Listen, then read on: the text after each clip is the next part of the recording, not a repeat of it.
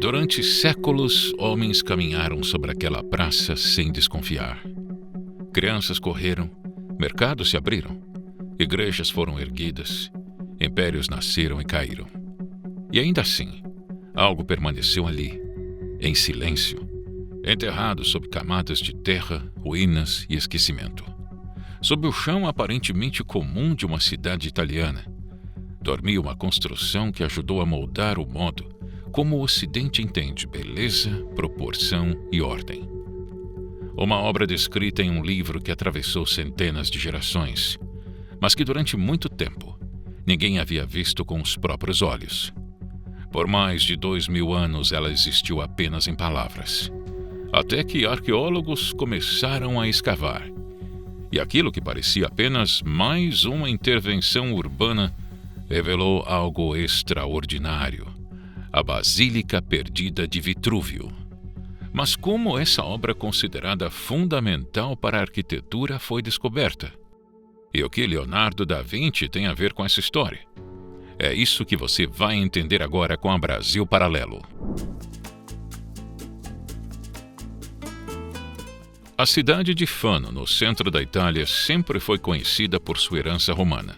Ruas antigas, traçados históricos, vestígios do Império espalhados pela paisagem urbana. Mas o que ninguém imaginava é que seu achado mais importante ainda estava escondido.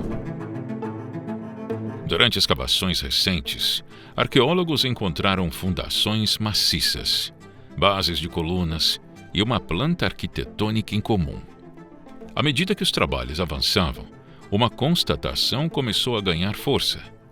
Aquelas estruturas correspondiam com precisão impressionante à descrição de uma basílica feita por Marcus Vitruvius Pollio, o maior teórico da arquitetura romana e um dos arquitetos mais influentes da Roma antiga. Vitrúvio descreveu essa basílica em detalhes em sua obra De Architectura. O arquiteto e fundador do Instituto Brasileiro de Arquitetura Tradicional, Bruno Perenha, nos conta a importância desta descoberta. É, sem sombra de dúvida, uma das descobertas arqueológicas e arquitetônicas mais importantes do século XXI. Em primeiro lugar, a gente está falando de uma edificação de dimensões significativas, né, uma basílica ali de grande porte. Em segundo lugar, é uma edificação que foi projetada por Vitrúvio, considerado aí por muitos como o pai da arquitetura ocidental.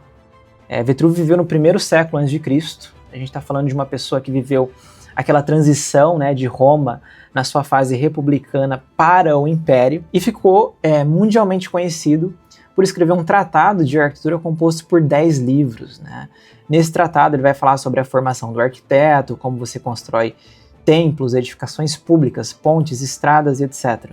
E foi o único tratado da Antiguidade Clássica que sobreviveu até os nossos dias de forma completa. Né? É por isso que Vitrúvio vai ter uma importância significativa na história da arquitetura como um todo. No Renascimento, o tratado dele vai ser redescoberto, né? E aí muitos arquitetos e artistas vão fazer a leitura desse tratado e serão influenciados por esse tratado. Vitrúvio falava das proporções, do número de colunas, da disposição dos espaços, da função cívica do edifício.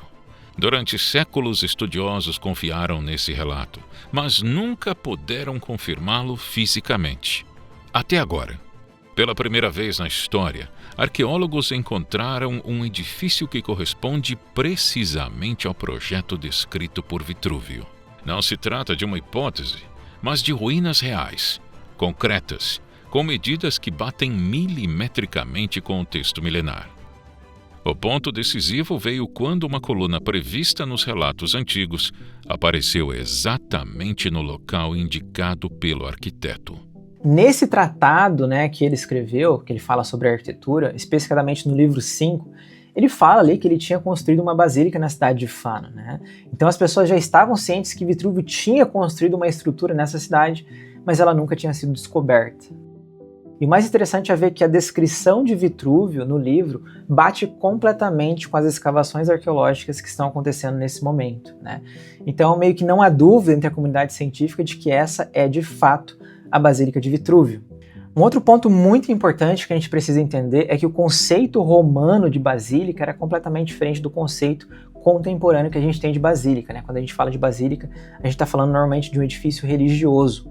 Na época dos romanos, a basílica era um edifício público, né, onde aconteciam ali questões relacionadas à justiça, comércio, administração, né? Então, é justamente para isso que a Basílica de Vitrúvio ela foi construída, não como um edifício religioso, mas sim como uma edificação administrativa ali de suporte para a cidade.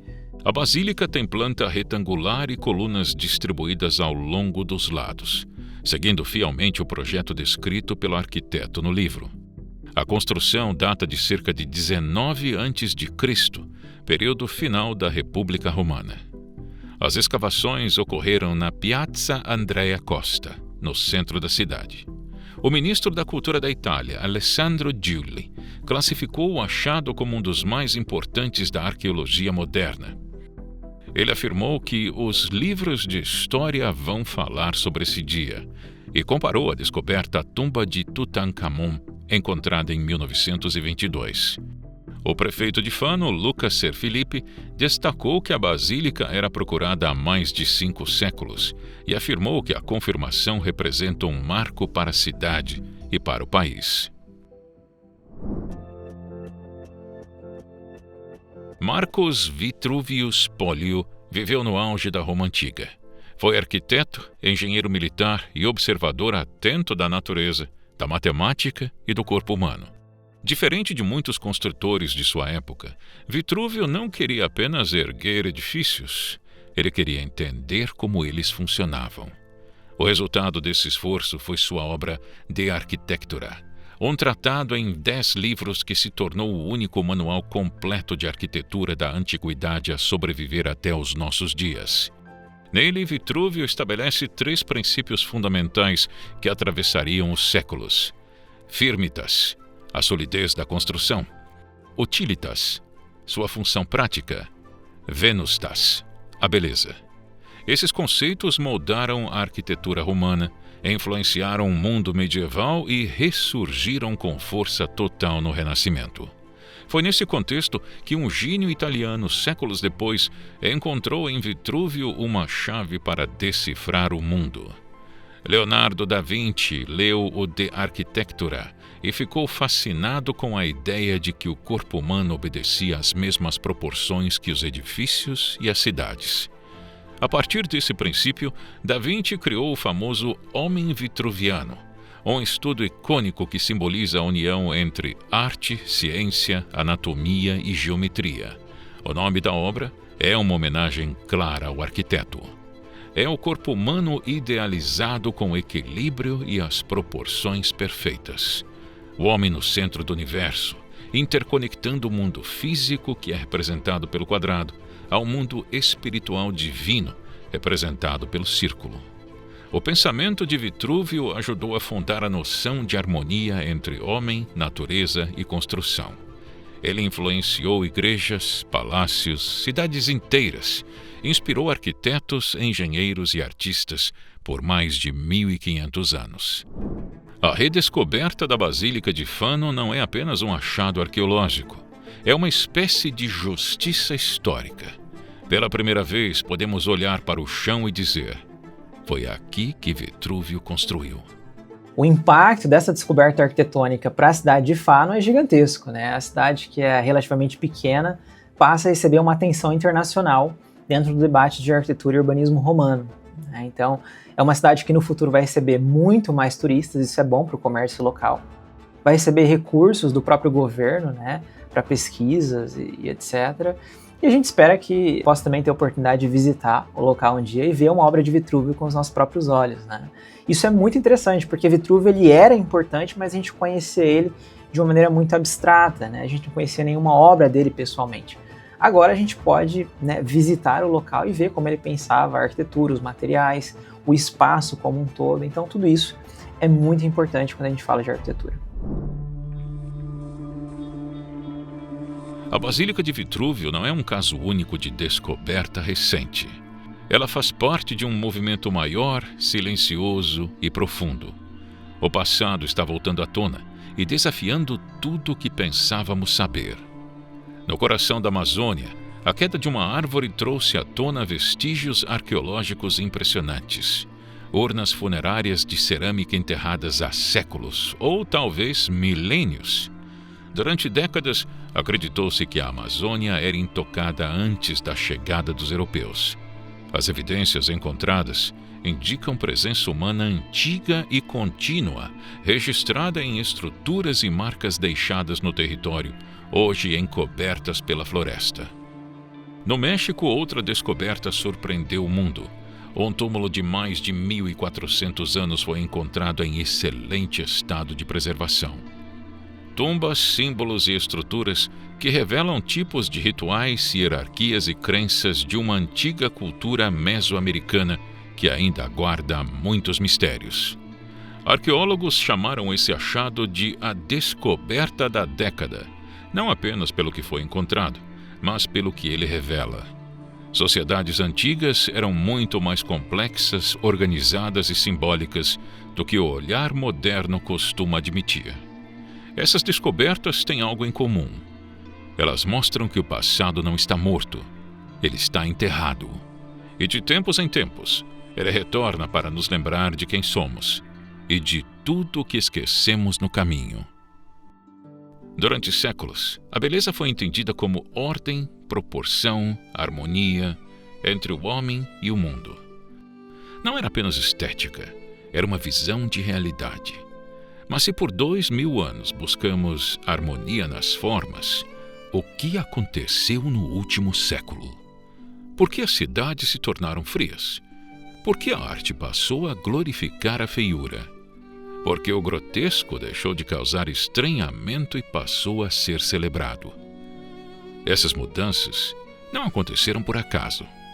Ao longo da modernidade, a experiência estética do Ocidente sofreu transformações profundas. A própria sociedade muda com ela. Foi exatamente isso que levou a equipe da Brasil Paralelo a investigar não apenas a história da beleza, mas o que levou à sua ruptura.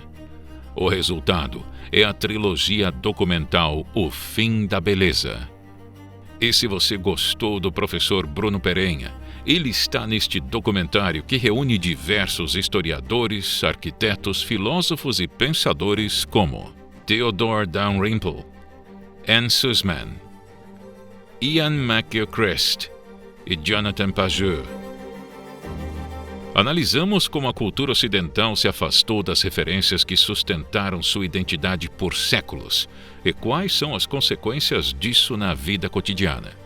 Se a beleza está nos olhos de quem vê, como estamos vendo o mundo? A trilogia O Fim da Beleza já está disponível para membros da Brasil Paralelo. Ao se tornar assinante, você ainda tem acesso a dezenas de documentários, cursos exclusivos e análises aprofundadas que não dependem de dinheiro público nem de alinhamento ideológico. Para você que acompanha esta análise aqui no YouTube, liberamos uma condição exclusiva que não existe em nosso site oficial: o acesso ao plano mensal da Brasil Paralelo. Esta oferta pode sair do ar a qualquer momento e permite que você ative seu acesso hoje mesmo, sem comprometer o limite do seu cartão com assinaturas anuais. Ao garantir seu acesso agora, você não está apenas assistindo um streaming, você está assumindo o controle da sua formação cultural. Você terá em mãos mais de 100 produções originais que pautaram o debate nacional, como Brasil, a Última Cruzada, a série que resgatou a nossa história e reconectou milhões de brasileiros com as suas raízes. Terá acesso também ao grande sucesso Entre Lobos, um documentário que expõe sem filtros a realidade da segurança pública que você vive no Brasil todos os dias. Você também terá acesso a um catálogo de obras premiadas com a nossa curadoria, reunindo grandes filmes como A Vida dos Outros, que retrata a vigilância do Estado sobre o indivíduo, e o impactante Incêndios, uma jornada profunda sobre identidade e verdade. São histórias selecionadas por nossa curadoria para garantir que seu tempo de lazer também seja um tempo de formação, disponíveis agora por apenas R$ 29,90 por mês. Para que você não tenha dúvida se vale a pena ou não assistir ao ativar sua conta hoje, você recebe 30 dias gratuitos do Tela, nosso aplicativo de audiolivros com obras escolhidas a dedo. J.K. Chesterton, Machado de Assis, George Orwell e outros grandes autores te esperam no Tela. Tudo em alta qualidade para você ouvir onde, quando e como quiser. Ainda ganha 100% de cashback. Você paga R$ 29,90 e recebe o mesmo valor integral em créditos para usar em qualquer outro produto ou treinamento da Brasil Paralelo. Basta entrar em contato com nosso time de atendimento para que eles auxiliem na ativação do seu saldo. Tudo isso com 7 dias de garantia contra qualquer tipo de arrependimento. Se quiser desistir de ser um membro, devolvemos seu investimento. Essa é uma condição com risco zero. Clique no link deste vídeo ou aponte seu celular para o QR Code na tela e ative todos os seus bônus agora.